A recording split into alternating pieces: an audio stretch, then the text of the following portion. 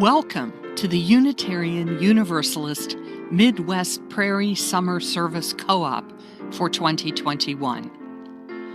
As our congregations begin planning to reopen in-person gatherings this fall after our long pandemic separation, we take this opportunity for a series of virtual visits with some of our neighboring UU churches over the summer weeks.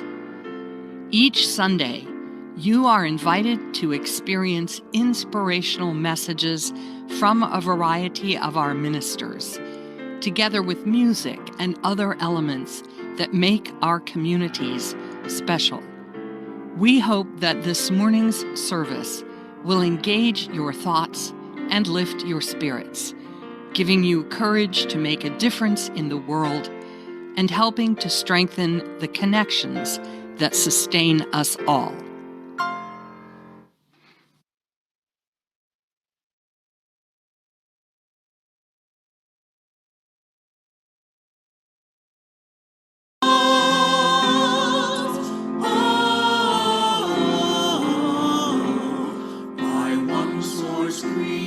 Hello, I am Reverend Dr. Kendall Gibbons, Senior Minister of All Souls Unitarian Universalist Church in Kansas City.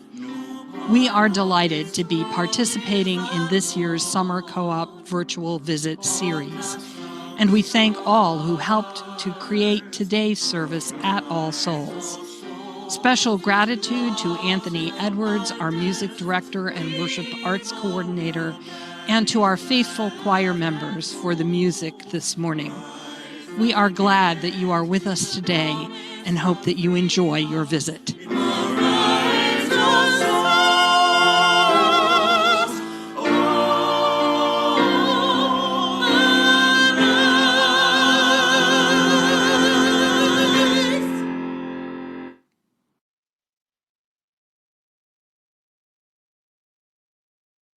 Good morning, and welcome to the second in our series of UU Summer Co-op services here on the Midwest Prairie.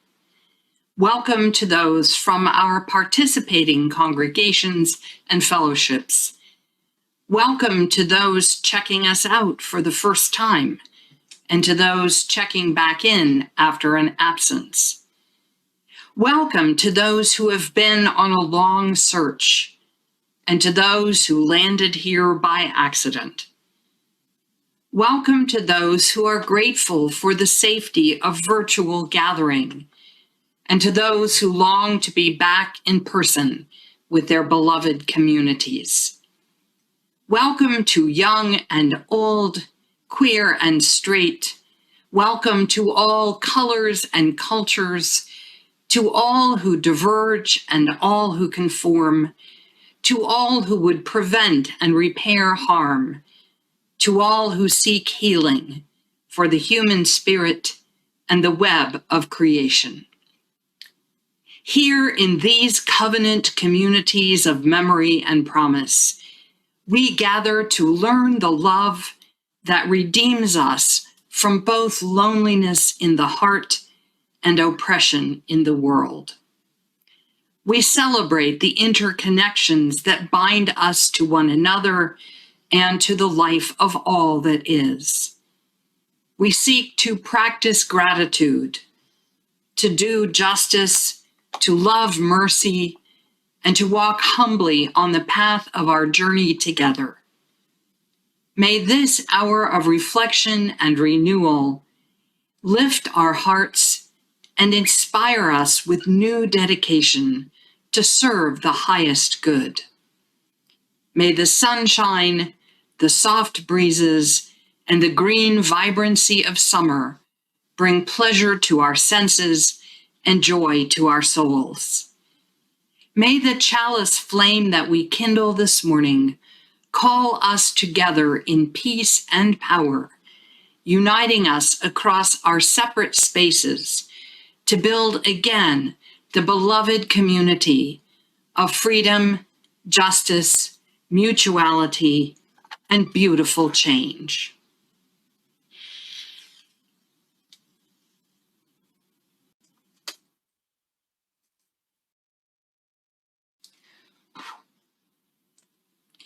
Now I invite you to light your personal chalice, and then we will join together in our opening hymn, Gather the Spirit.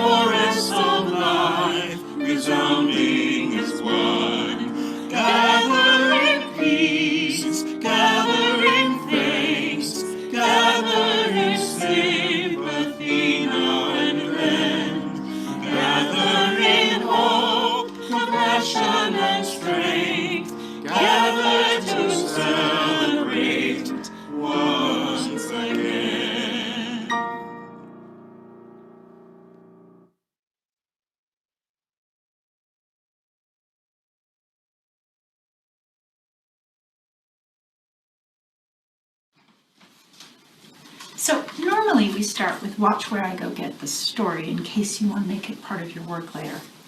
But obviously I can't do that today.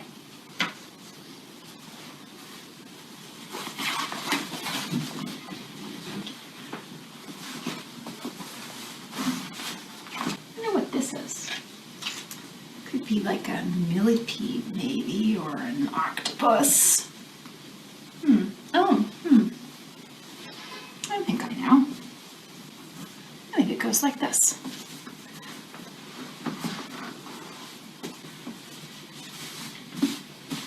Now, We're ready to begin.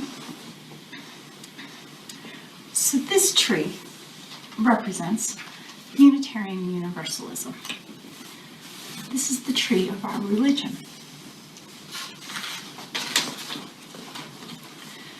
And we have 1, 2, 3, 4, 5, 6, 7. We have 7 branches. That reminds me of our 7 promises. And the promises we make to each other to help us live in community. And so these branches have seeds and leaves on them, and those seeds and leaves are our promises. So our first promise is red. We promise to respect all people. And to help us remember this red promise, we like to think of everyone as a gift. So all people are a gift. We don't really know what's inside of them, but they're precious and special. And so we try to think of the red promise as a gift. So our next promise is orange. We promise to offer fair and kind treatment to all. Because if all people are a gift, then we want to treat them fair and kind. And this orange heart helps us remember to be kind. So red, orange, and yellow. Our next promise is yellow.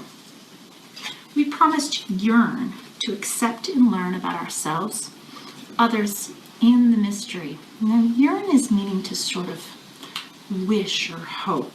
And so we're hoping to learn and accept about ourselves and the mystery. And this flame helps us remember that sort of fire, that yearning. So red, orange, yellow, green. Green is our next promise. We promise to grow by exploring what is true and right in life. And so sometimes exploring what is true in life and growing is hard, but we ask questions and we learn and we grow. And so we remember this green flower to help us remember growing. So next is blue. We promise to believe in our ideas and act on them. So in order to believe in our ideas and act on them, we have to listen to the little voice inside. And this bell helps us remember that. We also want to listen to other people's voices and what they tell us. And that's another part of the blue promise. So red, orange, yellow, green, blue, indigo. Now indigo is a special dark blue. And our indigo promise is insist on a peaceful, fair, and free world for all. There's a lot to that one. It means we try to do what is right. We want freedom and justice for everyone. And justice means to be fair to everyone. And peace means to live in harmony. And symbol for peace is often a dove, which is a bird. And so our symbol to remind our indigo promise is this dark blue bird. And so our 7th principle is violet, which is sort of a light purple.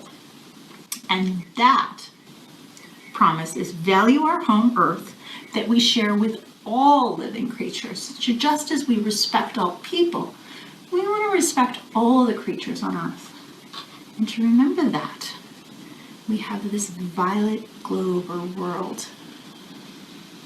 So red, orange, yellow, green, blue, indigo, and violet are 7 promises that we make to each other to live in the community of Unitarian Universalism.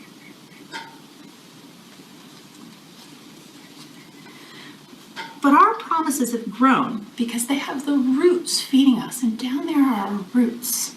And we have 1, 2, 3, 4, 5, 6. We have 6 roots feeding us. And our roots are our sources.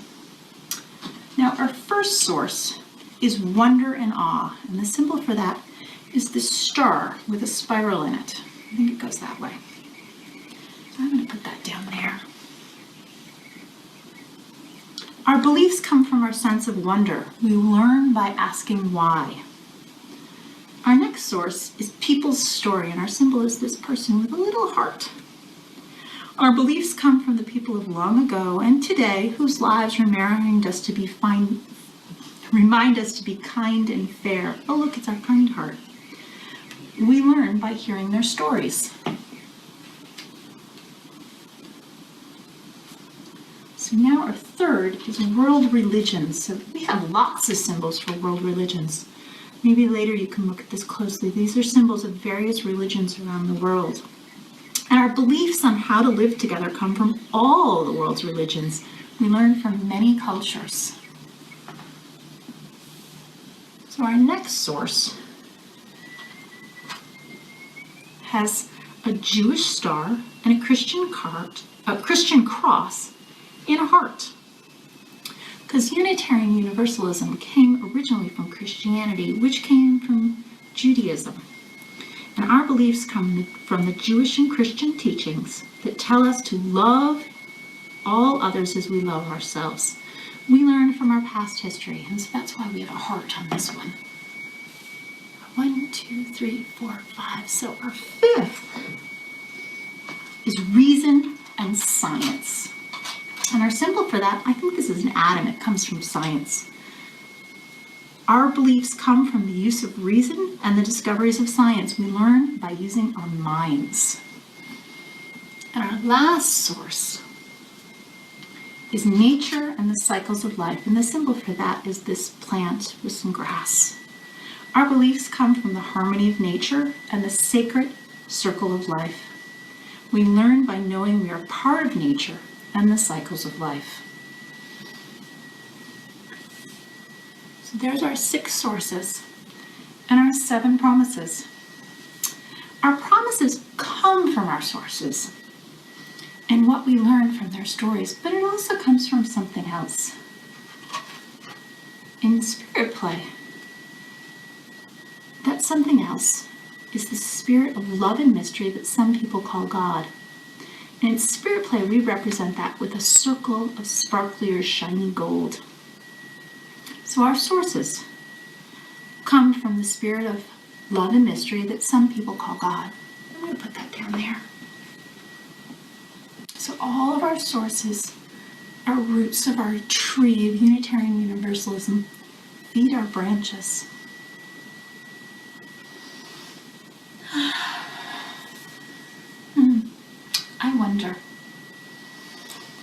I wonder if you have ever heard any of this before.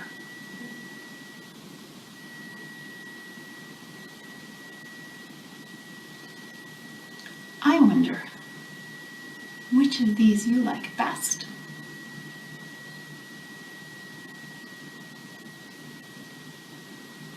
I wonder if any of the promises are more important than the others. I wonder if any of the sources are more important than the others.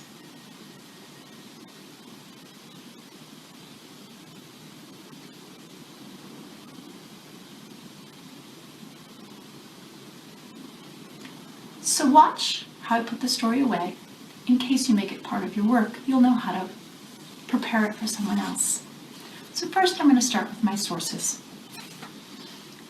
I'm going to put away nature and science and reason and Judeo-Christian and world religions, people's stories, and wonder and awe. I'm going to also put away the sparkly circle that represents the spirit of love and mystery that some people call God. Next, I'm going to put away our promises. I think I'm going to go in order. So I'm going to put away red. We promise to respect all people. And orange, offer fair and kind treatment to all. And yellow, we promise to yearn and accept and learn about ourselves, others, and the mystery.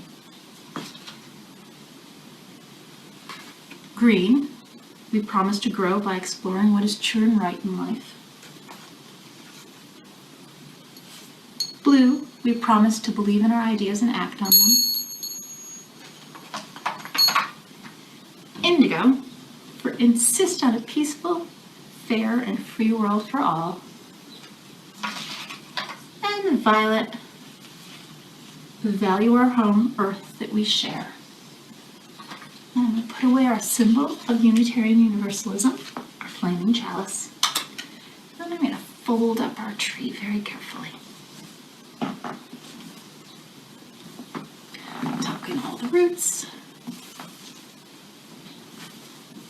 Hard to fold that, isn't it? All right, nestles right in there. And then I'm going to fold up our underlay.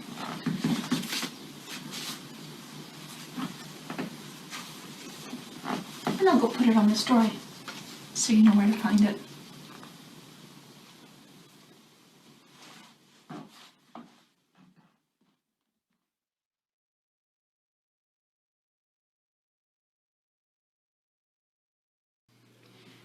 Choose to Bless the World, a responsive reading from the writings of Rebecca Parker. Your gifts, whatever you discover them to be, can be used to bless or curse the world. The mind's power, the strength of the hands, the reaches of the heart, the gift of speaking, listening, imagining, seeing, waiting. Any of these can serve to feed the hungry, bind up wounds, welcome the stranger, praise what is sacred, do the work of justice, or offer love. Any of these can draw down the prison door, hoard bread, abandon the poor, obscure what is holy, comply with injustice, or withhold love. You must answer this question. What will you do with your gifts? Choose to bless the world. The choice to bless the world can take you into solitude, to search for the sources of power and grace, native wisdom, healing, and liberation. More, the choice will draw you into community, the endeavor shared, the heritage passed on, the companionship of struggle, the importance of keeping faith, the life of ritual and praise, the comfort of human friendship, the company of earth, its course of life welcoming you. None of us alone can save the world. Together, that is another possibility waiting.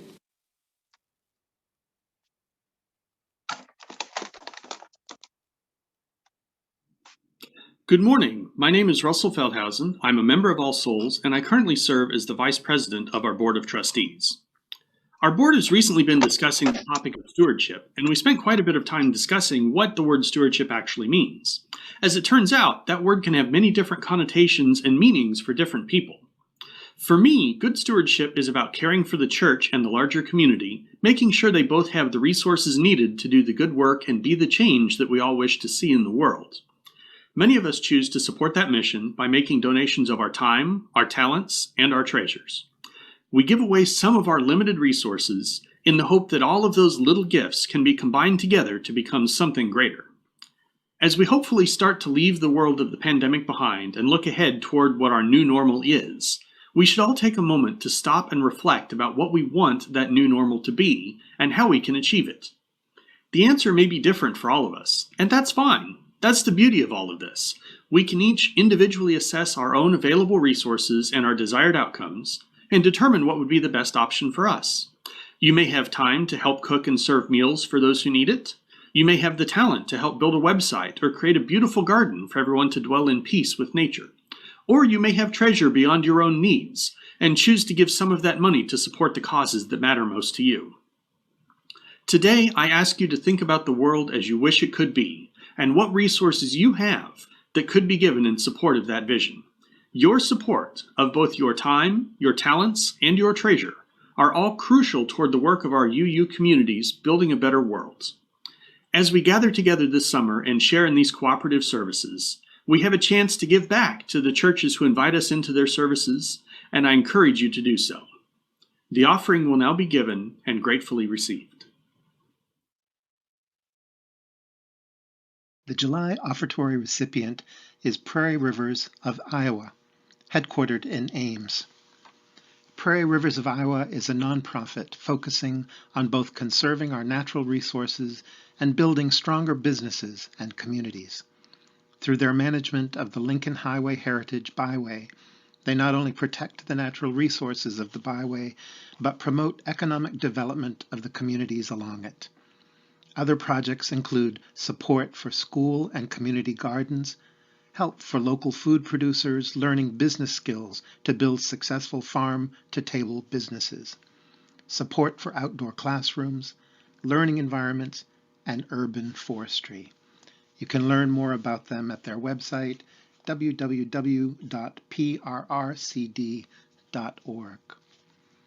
Thank you for supporting the work of this important institution. By going to the UUFA website after the service, look for the Giving tab and making your gift. Thank you for your generosity.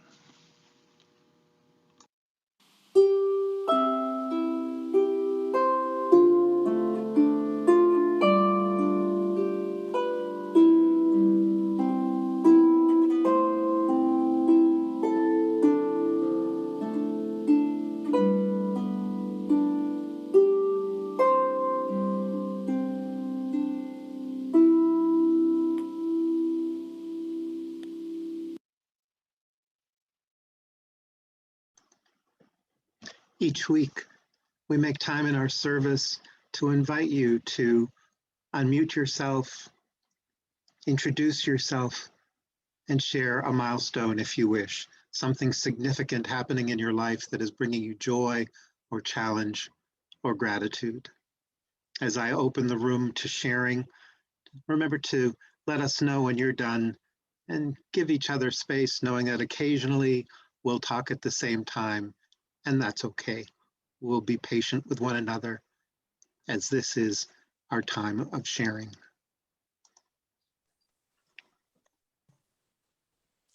I'm Ginny Molgard, and we got some very exciting news a few weeks ago. Some of you know that my husband and I, Lee and I, have worked with the United Nations for a number of years. I've written a group of programs for parents and youth to strengthen families. And the most recent one that I wrote was piloted in Afghanistan. So it's for refugees and displaced people from wars and struggles. I assumed, I guess, very pessimistically, that with COVID and all of the shutdowns, that they were not able to continue the work of disseminating these programs. But we just found out that during that time, they have translated the most recent program, the one for Afghanistan, into 20 different languages. And it's being taught and training to families and organizations in 30 different countries right now. So I can't tell you how excited that makes us. So the work keeps on. I'm done.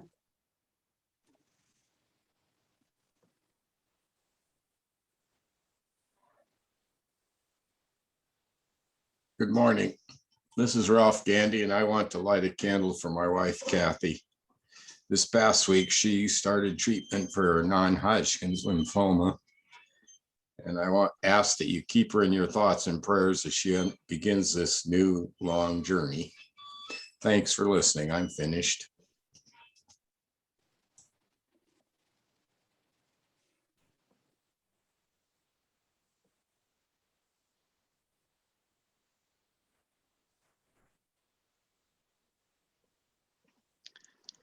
As your minister, I want to hold up a moment of appreciation and celebration for Barb Evenson, who has served as the accompanist for the Fellowship Voices for 14 years and offered us music as well in addition to that. And Barb has decided that it's time to sit in the congregation and hear the voices sing. And we'll look forward to being with her in community and thanking her in person when that's possible. Thank you, Barb, for all your gifts of music to the fellowship.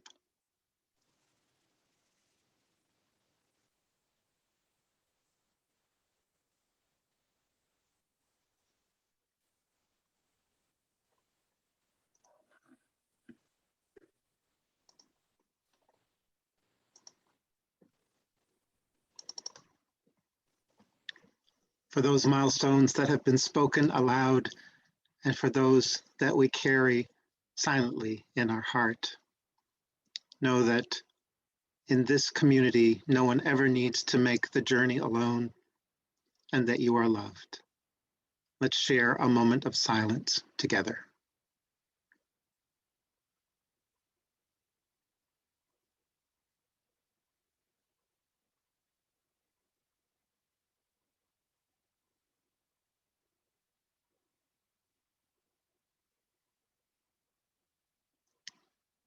It's good to be together.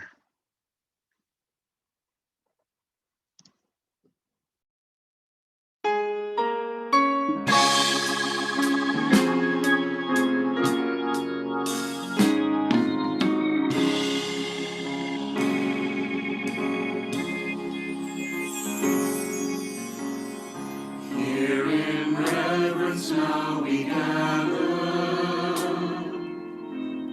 for the blessings we have known. Without pledge to one another, that we journey not alone. Joy and sorrow make us one. Kin to all that lives and dies, love calls us on. Love calls us on.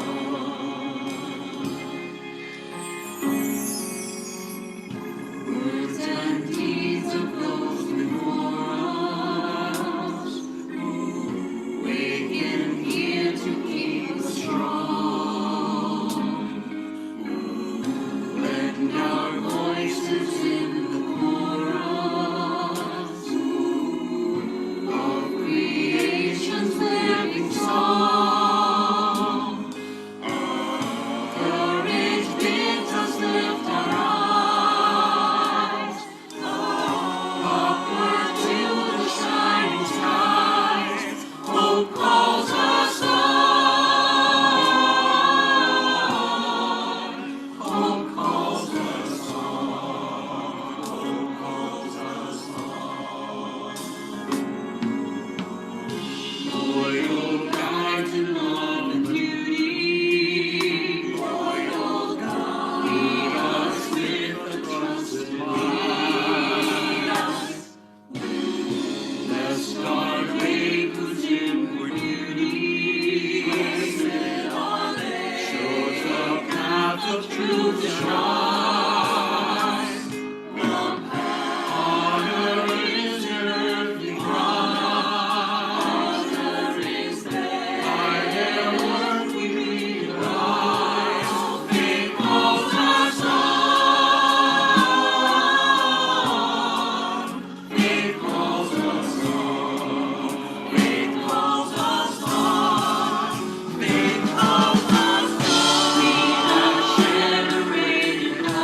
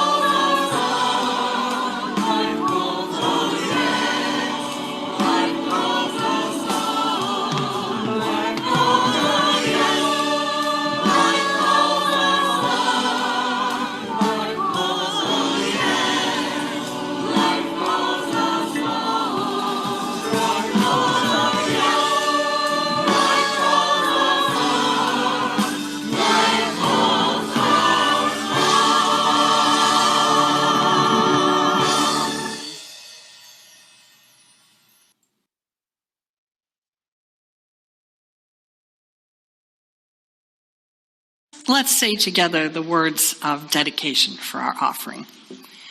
We dedicate our offerings and our actions to the mission at the heart of this congregation, to build a respectful, caring community, to inspire personal and spiritual growth, and to create change toward a just and compassionate society.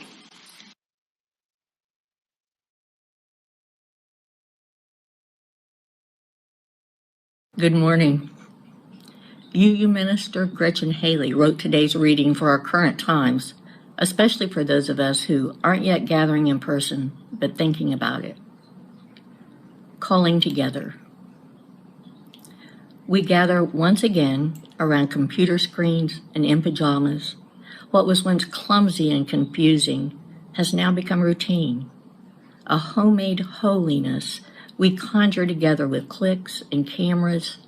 We create here community, connection, comfort, and we find here the courage to continue, week after week, hour upon hour. But it's a time no less real than our ancestors made in their gathering of ceremony, collections of joy and sorrow for centuries before, when bodies shared space as if obvious and inerrant, and eye contact, at once awkward and anchoring, was as abundant as the voices lifted in shared song. Think of when our chalice was lit. The smell of the match lingered just a moment and was hours together. Do you remember? Yet we too mark time. Even in this, our time out of time, this liminal space, and we too hold each other, walk together, discern the ways of love, and we give thanks for this day, never again taking our inhale and exhale of breath for granted. We hold space still for mystery and for the chance just to begin again. In these days of remembering ourselves and the gifts and griefs of life unmediated by screens and mute buttons, these days when we know once again sounds of spontaneous sneezes, children shrieking with joy, the small talk, the sweat, the surprise of seeing strangers. In these days of re-entry, let us begin to stitch together our worlds, these remnants of our embodied past necessarily set aside for our survival and our still lingering present, where life remains fragile, and we declare everyone equally worthy, called by name, beloved. So, into this steadfast hour of slowing down and stirring up, let us say we've been changed, and let us say we're not yet done with our changes. Let us weave it all into the dark and possible future and know the wholeness and the brokenness as a blessing. Dear friends, longtime and brand new, visitors and seekers all, come for these few more weeks of virtual community. Let us gather at our altar screens and let us worship together.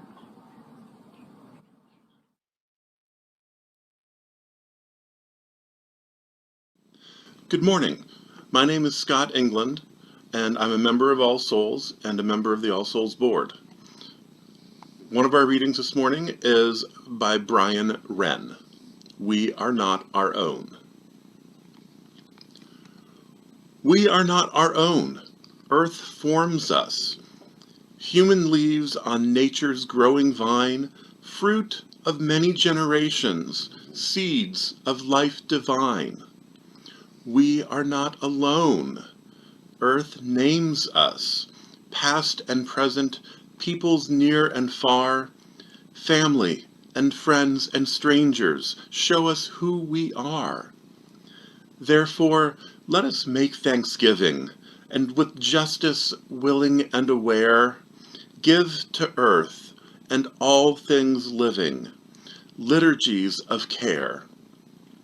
Let us be a house of welcome, living stone upon living stone, gladly showing all our neighbors we are not our own.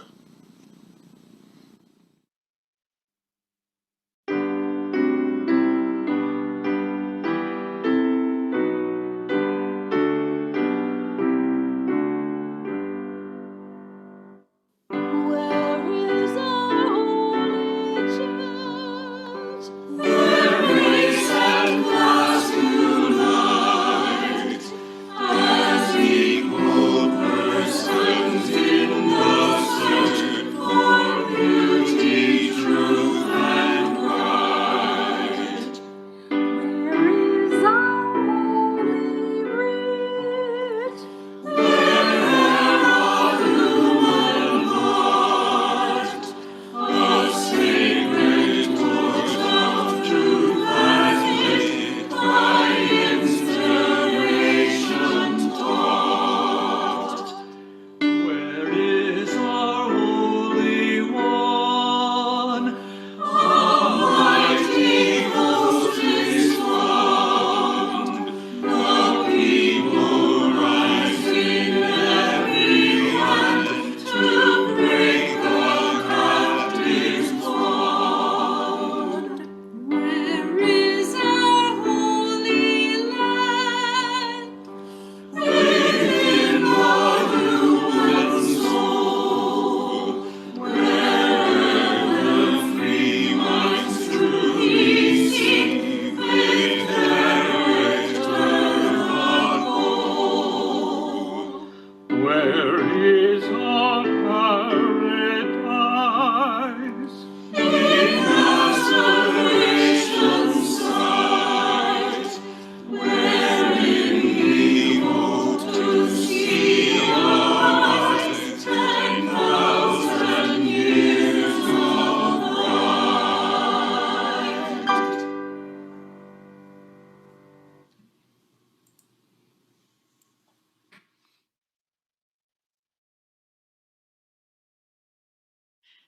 At one point during the past year, this post appeared on my Facebook feed. Hello, all, it said. My family and I are looking for a new church. We are hoping to find one that is inclusive and diverse, particularly toward LGBTQ+, immigrants, and multiracial families. Exceptional music and children and youth programs are also important to us. It would be a bonus if there is a choir, band, orchestra, and or if it is within 20 minutes of our home. I'm starting to believe that we are hunting for a unicorn church. Do you all have any recommendations? I find it sad that such a church should be considered a rare thing. What this family is seeking is what many progressive congregations, including pretty much all UU churches, hope to offer: diversity, inclusivity, LGBTQ+ immigrant and multiracial friendly, with exceptional music and programs for children and youth. Such a religious community is something that I continue to believe many American families would value if they were confident that it actually existed and that they could find it. The original post does not specify whether the family searching for this church home is composed of or includes people of color, but they are looking for diversity in their religious community, a criterion which makes sense to me. We are more likely to grow in an environment which includes other people who are not just like us. Still, we have to be comfortable enough that we are willing to take the risks that lead to growth, which means that it is hard for new people to stick in a congregation where they are the only anything, whether that be person of color, transgender kid, unhoused, ex-offender, undocumented person, single parent, wheelchair user, under 30, over 50, whatever. I wish that I knew some kind of programmatic answer to this dilemma. Every minister colleague I know wishes that. The line between self-involved and neglectful, leaving first-time visitors to fend for themselves and feel ignored, and the kind of fawning, creepy overwelcome that leaves them feeling singled out and stalked, is faint and infinitely permeable. Finding the right balance on a case-by-case basis is a kind of uncommon relational talent. There is no formula, only a sensitivity to subtle cues, discerning when to be forthcoming and when to back off, when to share your own excitement and when to listen for what someone else is seeking, when to probe for information to connect to, and when to respect the desire for anonymity in the moment. There are logistical courtesies that we can practice, making sure that both our real life and virtual signage is accurate so people know how to access what we offer. Remembering that although those who have been around for a while may already know this stuff, every week is Visitor Sunday, and someone new is trying to figure out what it's all about for the first time. We can eliminate barriers in our buildings and in our cultural assumptions so that we don't embarrass people with intrusive assumptions that they work, that they are married, that they can climb steps, that they go to school, that they have a standard address or constant internet access. We can learn to ask for and use preferred pronouns, for instance. There is, in other words, a sensible baseline that we need not fall below in our welcome. But that alone does not inevitably make us a house of welcome to people different from ourselves. What then are we to do?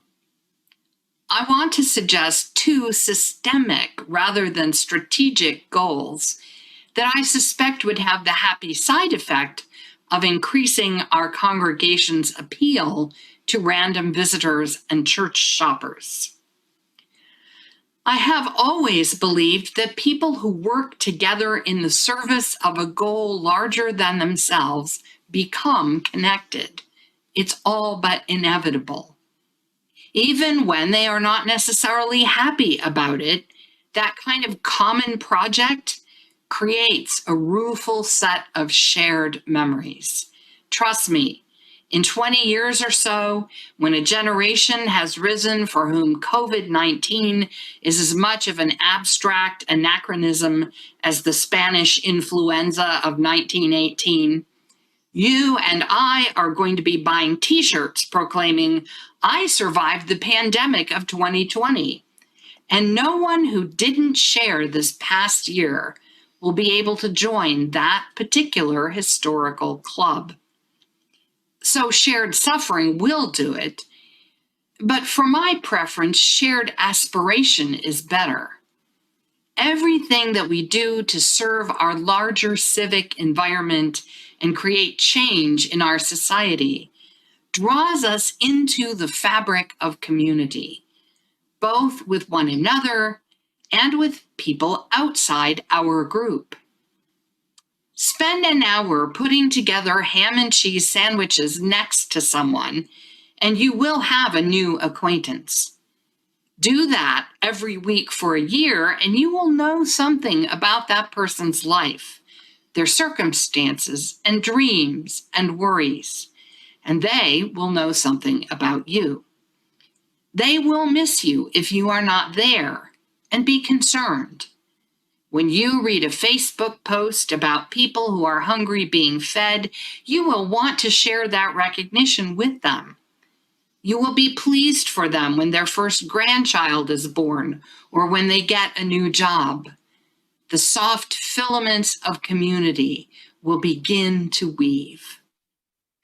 All of which is good and needful, but take it one step further. Go hand out those sandwiches at a picnic for the houseless and food insecure for several weeks. Don't bring an agenda, just show up and let your attention be drawn to the people you see. Some of them will be volunteers like yourself, maybe from the local Methodist congregation or the downtown Episcopal Cathedral. You will start to figure out who our allies are out there with the food. Maybe people from traditions or communities you didn't think would care about these things. Other people you meet will be those you are there to serve. Some of them may be crazy, some of them tragic, some of them living such a different reality from yours that it seems like there is no way to connect. And so the first thing you learn is to suspend judgment. Then some will be touchingly kind to each other and embarrassingly grateful to you. Some will be cheerful and funny and patient in incredibly challenging circumstances. And you will start to realize that it is not all about you helping them. Then the headlines will have faces, and their anger in confronting harmful policy decisions will make sense to you and become yours. And another kind of community will put out tendrils and begin to grow. Or go to the Spanish-English immersion grade school and help an 8-year-old student discover the skill and joy of reading and see the relief in her overworked teacher's eyes. Suddenly, the threat of ICE deportation raids here in our city will be personal about her and her parents.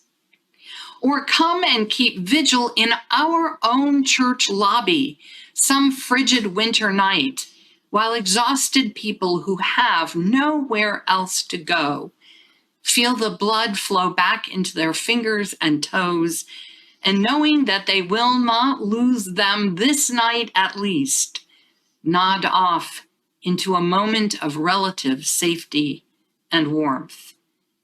I predict you will read the pronouncements of the city council members with different eyes after a couple of those nights. Or if you prefer, join the demonstrators down at Town Hall Park and elsewhere. Listen to the organizers and the speakers.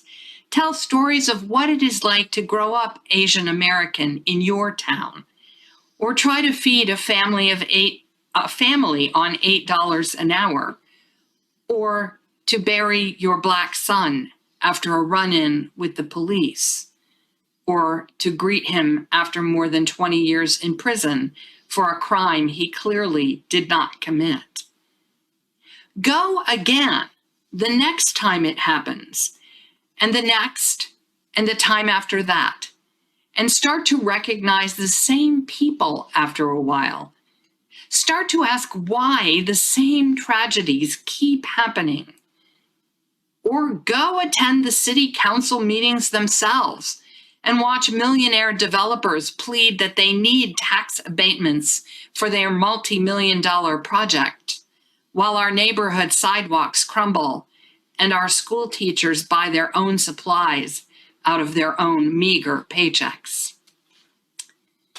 Do not, if you can possibly help it, do these things alone. Take somebody with you so that you can remind each other of why you came and what you learned. Take someone from your congregation and talk about what you believe in and what you might be called to do about it, and what it feels like to see your values become a little bit more real in the world.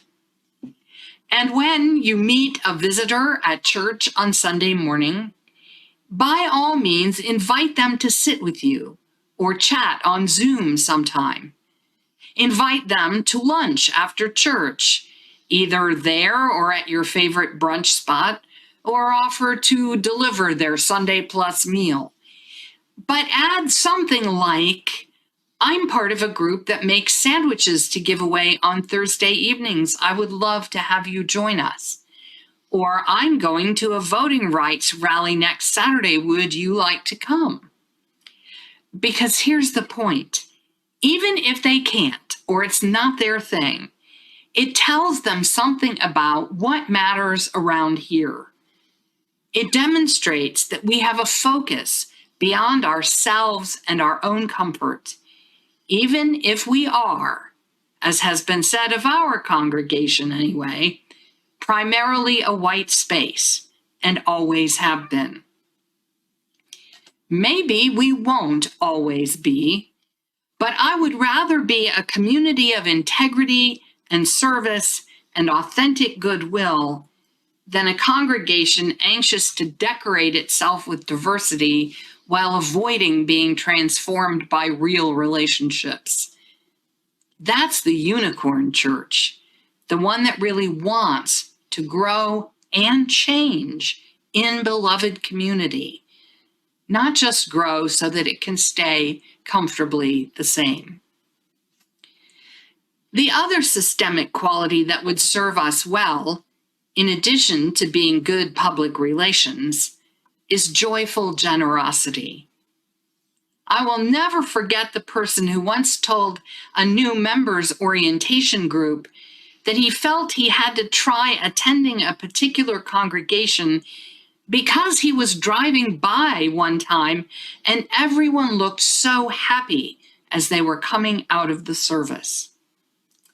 As Maya Angelou has told us, people will forget what you said, people will forget what you did, but people will never forget how you made them feel.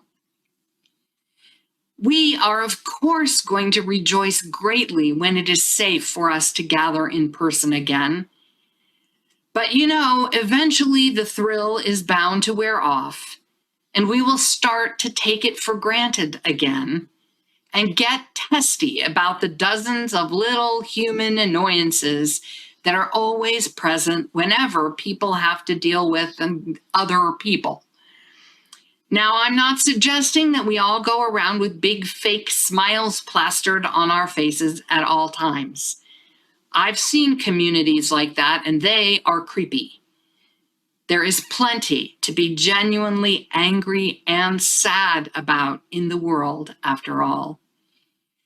But I wonder if we can save just a little portion of that great celebration and gratitude of being reunited after all these months of separation and step back into it whenever we find ourselves challenged by the stress of change or the irritation of other folks' deficiencies. Can we remember what it was like when our hugs were risky and our singing was dangerous? Can we stay in touch with what a blessing it is to gather in person and breathe the same air without making each other sick? Can we remind ourselves to cherish the joyful gift of community, even as we confront the work and the friction of it? That is the unicorn congregation, the one that stays connected to both inner joy and outreach beyond itself, the one whose members are generous and faithful in their support because they feel themselves and each other changing and growing into the people they know they could be, and into the beloved community where each living stone upholds and supports the others to create a true house of welcome, where people and earth and all things living receive the liturgies of care that heal and bless.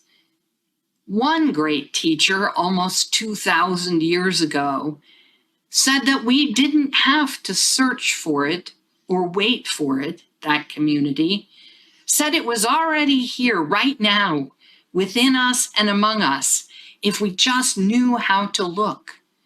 Said it was the poor and the downtrodden and the hungry and the grieving who knew it best. Said privilege was the exact thing that you had to let go of to get there at last. People have built a lot of fancy churches over those lessons down the centuries, but rare are the ones who take him at his word then or now. There is no perfect church, of course. Unicorns are mythical creatures, after all, and congregations are full of all too real, all too flawed people and ministers. But it is real, flawed people who actually build communities and then reach beyond themselves for a vision of greater justice and more abundant compassion and more transformative love. It is real people building actual communities who share hardships and rejoicing together, who become a house of welcome, who make a promise to each other to endure the risks of change together in order to serve a higher purpose. Like young Lydia Grace, they take the bent cake pans and cracked teapots of this broken world and plant the seeds of beauty and new life in scraped together soil so that we all might have flowers along with our bread.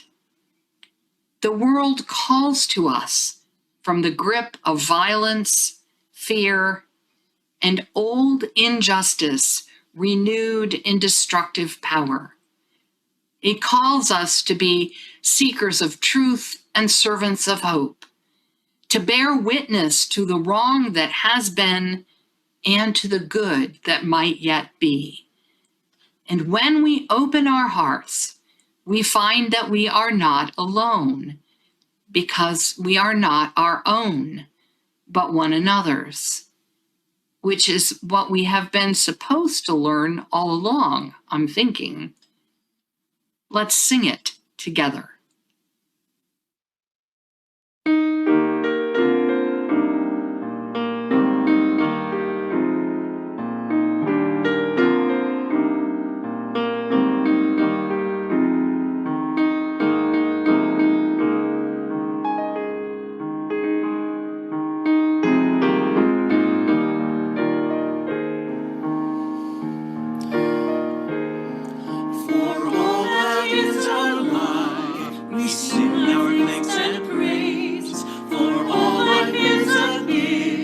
Which we are called to use to build the common good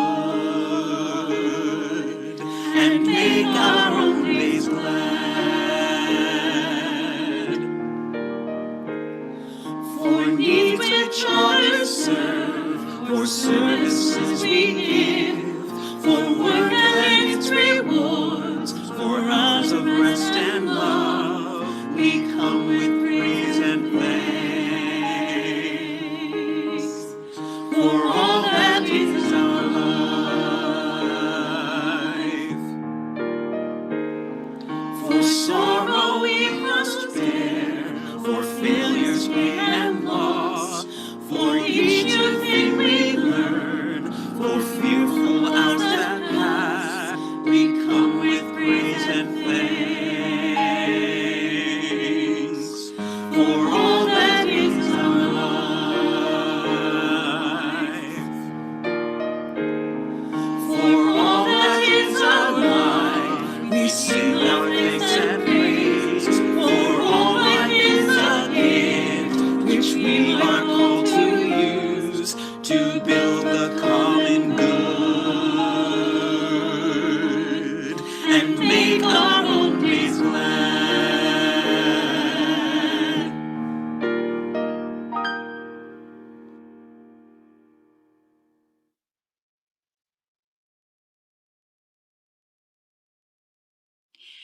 Here, may the silken fibers of interdependence weave the bonds of beloved community thoroughly into our hearts and spirits. Here, may the liturgies of care redeem all tragedy into compassion and all suffering into righteous peace.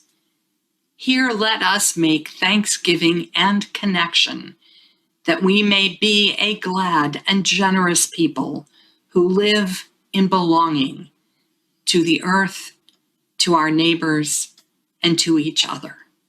So be it.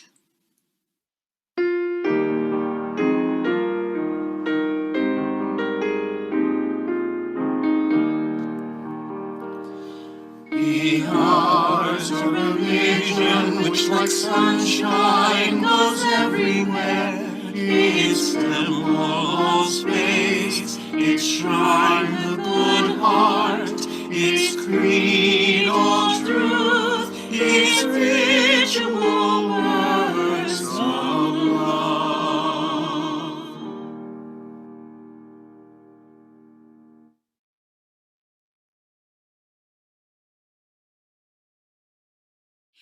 We extinguish this flame, but not the light of truth, the warmth of community, or the fires of commitment. For all these we carry in our minds and hearts until the time shall come when we will be together again. Thank you for being with us and helping to weave the web of connection this morning. I hope you will join us again next Sunday morning for another of our summer co-op services, when the Reverend John Lou Johnstone of Manhattan, Kansas, will reflect on the season of endings and beginnings. Take care, be safe, and have a great week, everyone.